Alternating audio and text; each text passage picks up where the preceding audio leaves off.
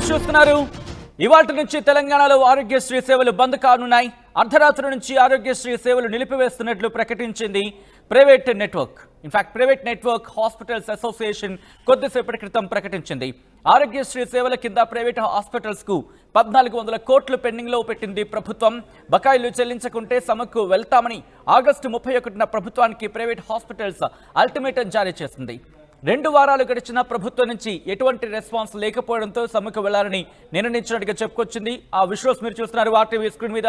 ఆరోగ్యశ్రీ లేదా ఈహెచ్ఎస్ అంటూ ఒక్కసారి మళ్ళీ ఆ బ్యానర్ని చూపించే ప్రయత్నం చేద్దాం. ఆరోగ్యశ్రీ సేవలు ఈరోజు అర్ధరాత్రి నుంచి నిలిచిపోబోతున్నాయా? ఈ అంశానికి సంబంధించి ప్రస్తుతం చర్చ జరుగుతుంటుంది. కొద్ది సేపటి క్రితం ఈ నిర్ణయం తీసుకున్నాయి. మరి ముఖ్యంగా విజువల్స్ మీరు చూస్తున్నారు.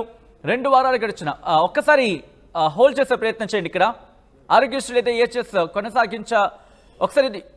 ఒకసారి హోల్డ్ చేసే ప్రయత్నం చేయండి. అండ్ సెకండ్ బాక్స్కి సంబంధించి మీరు చూడొచ్చు, ఆ విజువల్ని మీరు చూడొచ్చు. మరి ముఖ్యంగా ఇటు ప్రియమైన ప్రజలకు సవినయముగా తెలియజేయంది ఏమనగా అంటూ 2007లో ప్రభుత్వం పేద ప్రజలకు కార్పొరేట్ వైద్యం అందించాలన్న సదుద్దేశంతో ఆరోగ్యశ్రీ పథకాన్ని ప్రవేశపెట్టింది. పేద ప్రజలకు ఉచితంగా ఓపీ సదుపాయం, పరీక్షలు మరియు ఆపరేషన్ జరిగిన తర్వాత భోజనం, తిరిగి వెళ్ళేటప్పుడు నగదు ఇవ్వడం జరుగుతుంది. ప్రైవేటు ధర కన్నా సగం తక్కువ ధరల్లో శస్త్రచికిత్సలు చేస్తున్నాం. కానీ గత సంవత్సరం మార్చి నెల నుంచి ఆరోగ్యశ్రీ ట్రస్ట్ నుంచి అందవలసిన బకాయిలు రావటం లేదు. అయినా కానీ ఇన్ని రోజులు అనేక ఇబ్బందులను ఎదుర్కొని కూడా ఆరోగ్య సేవలు అందిస్తామంటూ కూడా ప్రస్తుతం చెప్పుకొచ్చిన సందర్భం. ఈ నేపథ్యంలోని ఇప్పుడు ఏం చేయబోతున్నారు? ఆరోగ్యశ్రీ సేవలు బంద్ అవుతున్న పరిస్థితి ఇప్పటికే మనం చూసాం. ఇటు కాలేజెస్కి సంబంధించి మాట్లాడుకున్న సందర్భంలో 1000కి పైగా కాలేజీలు బంద్ అనుకున్న సందర్భం. మరి ముఖ్యంగా ఇదే అంశానికి సంబంధించి Telangana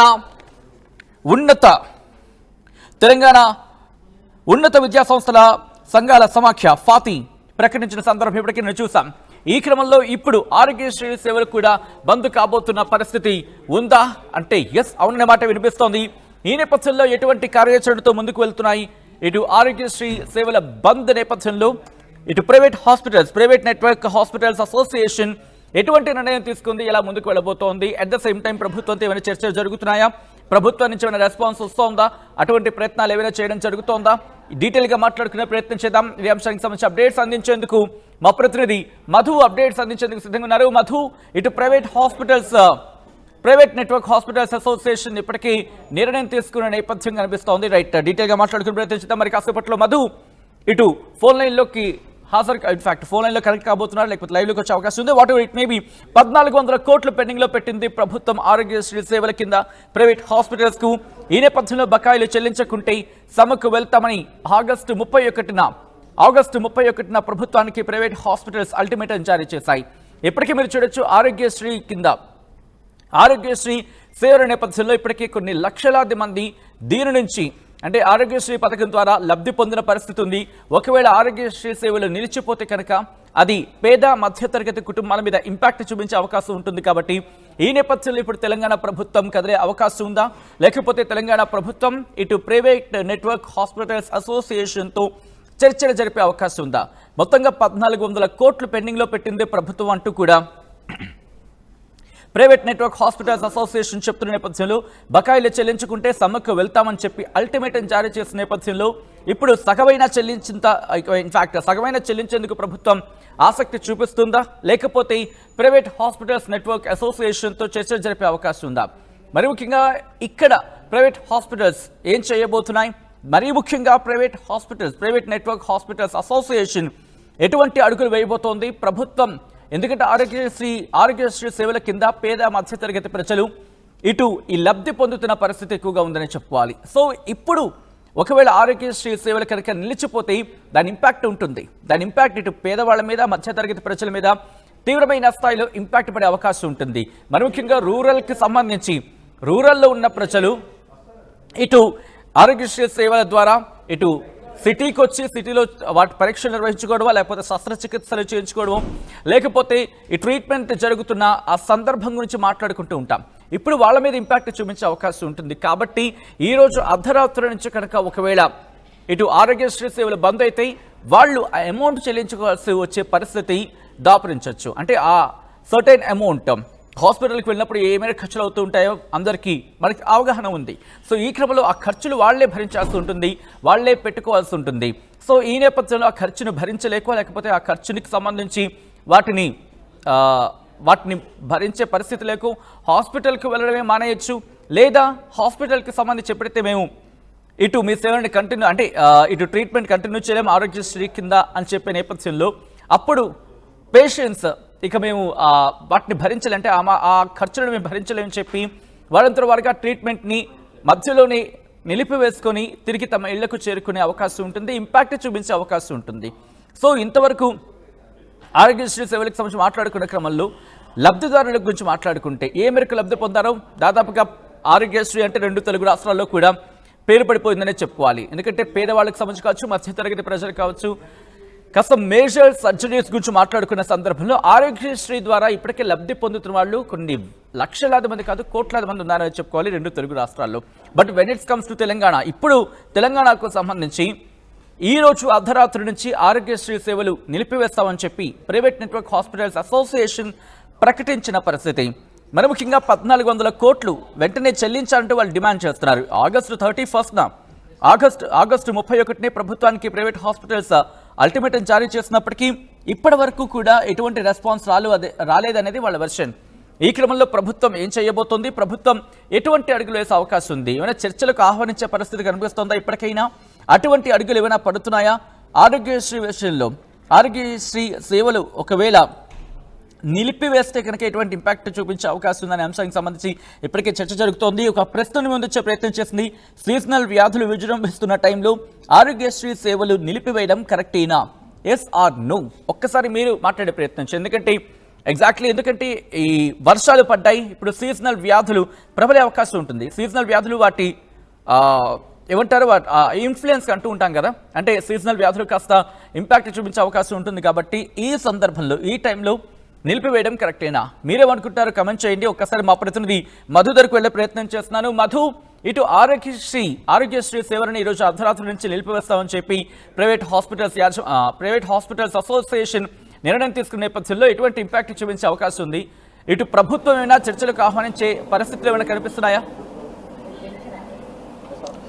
exactly TANA Telangana association of network hospital association సంబంధించి నిర్ణయం తీసుకున్నారు. రేపటి నుంచి ఈరోజు 15వ తారీఖు, రేపు 16వ తారీఖు నుంచి రాష్ట్ర వ్యాప్తంగా ఉన్నటువంటి పూర్తి స్థాయి ఆరోగ్య సేవలు నిలిచిపోనున్నాయి. ఆరోగ్యశ్రీ పైన వచ్చేటువంటి సేవలన్నీ కూడా 1600 కోట్ల బకాయిలు ఉన్నాయి. ఆ బకాయిలు చెల్లిస్తే తప్ప మేము ఇమ్మీడియట్లీగా సేవలను పునరుద్ధరించడానికి అవకాశం లేదు. ఎన్నోసార్లు ఇప్పటికే ప్రభుత్వానికి విజ్ఞప్తి చేశామనేటువంటిది అసోసియేషన్ చెప్తా ఉన్నారు. ఇప్పటికే ప్రభుత్వం ముందు ప్రైవేట్ ఎయిడెడ్ కాలేజీకి సంబంధించిన వృత్తి విద్యా కోర్సుల నుంచి పీజీ, డిగ్రీ ఈ కాలేజీలకు సంబంధించినటువంటి వాళ్ళు ధర్నా చేస్తున్నారు. వారికి రావాల్సినటువంటి 10,000 కోట్ల బకాయిలు చెల్లించాలనేటువంటి డిమాండ్ చేస్తూ ఉన్నారు. అది ఇంకా చర్చల రూపంలోనే ఉంది. ప్రభుత్వం ముందు ఇంకా తలనొప్పిగానే ఉంది.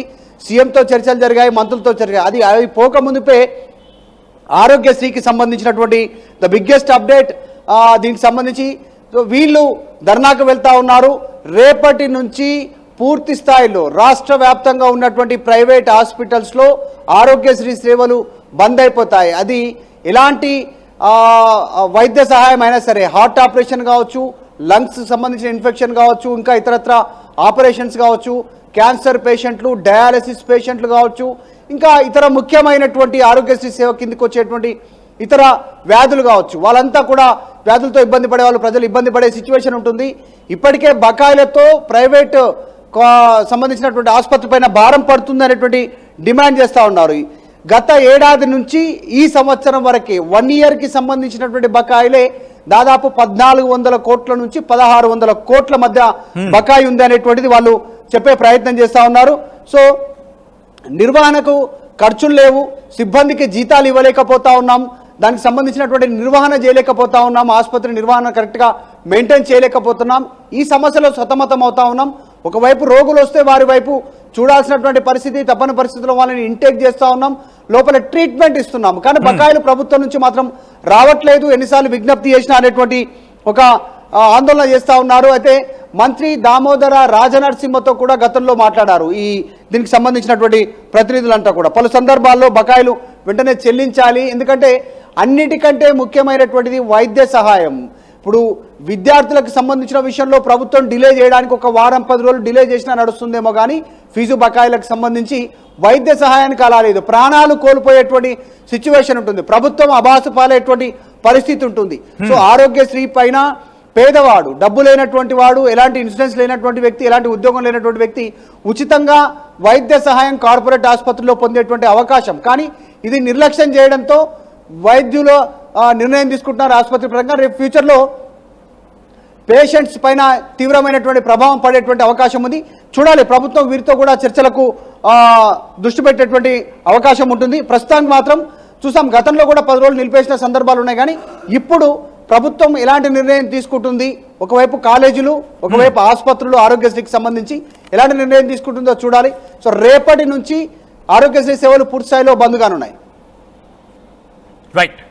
Right Madhu, thanks for update. మొత్తంగా అయితే మాత్రం ఇటు ఆరోగ్యశ్రీ సేవలకు సంబంధించిన big update and big breaking news చూస్తున్నారు. ఇవాళ నుంచి తెలంగాణలో ఆరోగ్యశ్రీ సేవలు బంద్ కానున్నాయి. అర్ధరాత్రి నుంచి ఆరోగ్యశ్రీ సేవలు నిలిపివేస్తున్నట్లు ప్రకటించింది private network hospitals association. Aarogyasri సేవల కింద ప్రైవేట్ హాస్పిటల్స్ కు 1400 కోట్ల రూపాయలు పెండింగ్ లో పెట్టింది ప్రభుత్వం. బకాయిలు చెల్లించుకుంటే సమ్మెకు వెళ్తామని ఆగస్టు 31న ప్రభుత్వానికి ప్రైవేట్ హాస్పిటల్స్ అల్టిమేటం జారీ చేసింది. 2 వారాలు గడిచిన ప్రభుత్వం నుంచి ఎటువంటి రియాక్షన్ లేకపోవడంతో సమ్మెకు వెళ్లాలని నిర్ణయించుకుంది ప్రైవేట్ హాస్పిటల్స్ అసోసియేషన్. ఈ నేపథ్యంలో ఈ ఇంపాక్ట్ గురించి మీరేమంటారు? ఎందుకంటే సీజనల్ వ్యాధులు విజృంభిస్తున్న టైంలో ఆరోగ్యశ్రీ సేవలు నిలిపివేయడం కరెక్టేనా? మీరేమనుకుంటున్నారు? కమెంట్ చేయండి, ఎస్ ఆర్ నో. ఇప్పటికీ కొంతమంది కమెంట్ చేయడం, ఇన్ఫాక్ట్ కొంత కమెంట్ చేస్తారు, కొంతమంది పోల్లో పార్టిసిపేట్ చేశారు. దాదాపుగా నో అంటూ 86% మంది, 80 నుంచి 90% మంది అంటున్నారు. ఎస్ అంటూ 10 నుంచి 20% మంది అంటున్నారంటే బహుశా అడ్వాంటేజ్ ఏమైనా తీసుకునే ప్రయత్నం చేస్తున్నారు. పరిస్థితులను అడ్వాంటేజ్ తీసుకునే సందర్భమా? బహుశా ఈ అంశానికి సంబంధించి ప్రస్తుతం చర్చ జోరందుకునే చర్చ జోరందుకునే ఆ సిచ్యువేషన్ కనిపిస్తుంది. ఒక విధంగా చెప్పాలంటే సాధారణంగా మనం అంటూ ఉంటాం, అక్కడ అవసరాన్ని అవకాశంగా తీసుకొని అప్పుడు అవకాశాన్ని అవసరాన్ని అంటూ ఉంటారు కదా, రెండింటికి సంబంధించి. అంటే అక్కడ అవసరాన్ని అవకాశంగా తీసుకొని దానికి సంబంధించి ఇష్యూని సాల్వ్ చేసుకునే ప్రయత్నం అని అలా చూస్తారా, లేకపోతే ఈ అంశానికి సంబంధించి మీరు ఎలా చూస్తారనే అంశానికి సంబంధించి ఒకసారి రియాక్ట్ అయ్యే ప్రయత్నం చేయండి. ఏం జరగబోతోంది? ఇప్పటికీ తెలంగాణ ఉన్నత విద్యా సంస్థల సంఘాల సమాఖ్య ఫాతి ఇప్పటికీ బంద్కు ప్రకటించిన నేపథ్యం. సో ఇప్పుడు ఆరోగ్యశ్రీ సేవలు కూడా నిలిచిపోవడం, ఈ 2 అంశాల పట్ల మీ రియాక్షన్ ఏంటి? మరి ముఖ్యంగా ఆరోగ్యశ్రీ సేవలు బంద్ అయిపోతే ఎటువంటి ఇంపాక్ట్ చూపించే అవకాశం ఉంది అనేది మీరు రియాక్ట్ అయ్యే ప్రయత్నించండి, కమెంట్ చేసే ప్రయత్నం చేయండి.